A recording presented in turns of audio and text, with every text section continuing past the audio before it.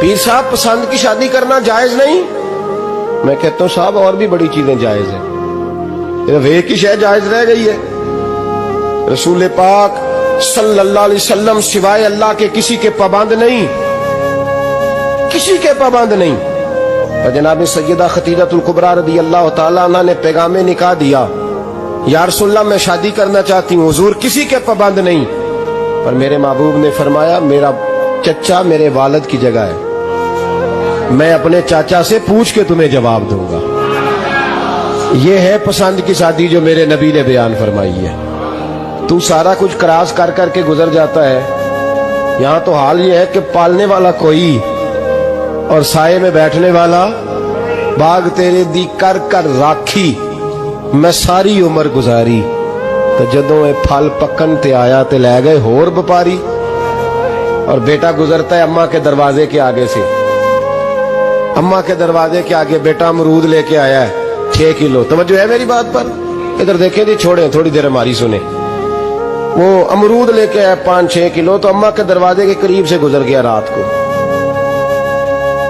تو کمائی کھانے کا ٹائم آیا نا تو گزر گیا۔ تو وہ وزیر اعظم سے ڈرتا ہے نا، تو جا کے بی بی سے کہتا ہے بی بی کے حقوق دینا بھی رسول اللہ کی سنت ہے، لیکن یہ کیا بات ہوئی، تو نے بیوی اور ماں کا مقابلہ شروع کرا دیا؟ سمجھ تو صحیح، یہ تیرے لیے کعبے کی جگہ ہے اور تو بیوی کے لیے کعبے کی جگہ ہے، اسے بھی سمجھنا چاہیے، غور کرنا چاہیے۔ 5 کلو امرود لے کے تو ماں کے کمرے کے قریب سے گزر گیا ہے، بی بی کو جا کے کہتا ہے چل آدھا کلو اماں کو بھی دے آ، اس کے کون سے دانت ہیں، تو پلیٹ میں ڈال کے وہ لائی ہے۔ تو سمجھا ہی نہیں، تو نے غور ہی نہیں کیا۔ بندہ تو وہ ٹھیک نہیں تھا، نیپولین، تو کسی نے اس سے پوچھا تھا بتا زندگی میں پیسے لینے کا مزہ کب آیا؟ اس نے کہا کہ مجھے مزہ تب آتا تھا کہ میں اپنی ساری کمائی لا کے اپنی اماں کے ہاتھ پہ رکھتا تھا، اور پھر جب میں اپنی ماں سے تھوڑا تھوڑا خرچہ لیتا تھا نا، تھوڑا تھوڑا، توجہ ہے میری بات پہ؟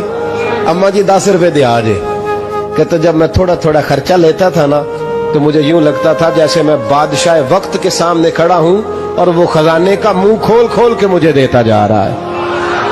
تو اس ذائقے کو سمجھ تو صحیح بھائی، تو اس کو سمجھ تو صحیح بھائی، یاد رکھیں اور غور کریں۔ ماں اور باپ، اور پھر یہ بھی سن لیں، نبی پاک صلی اللہ تعالی علیہ وآلہ وسلم نے ماں باپ کے لیے فرمایا ہما جنتک و نارک، یہی تیری جنت ہے اور یہی تیرے لیے جہنم ہے۔ اگر یہ راضی ہو گئے تو تیرے لیے جنت ہے، ناراض ہو گئے تو چاہے تو 100 پیر کے مزار پہ حاضری دے آ، لیکن جب تک ابا راضی نہیں اتنی دیر تک اللہ راضی۔ یہ حدیث پاک ہے، حضور نے فرمایا جس کے والد راضی اس کا اللہ راضی، اور جس کا باپ ناراض اس کا اللہ، ہاں بے شک۔ اب یہ حدیث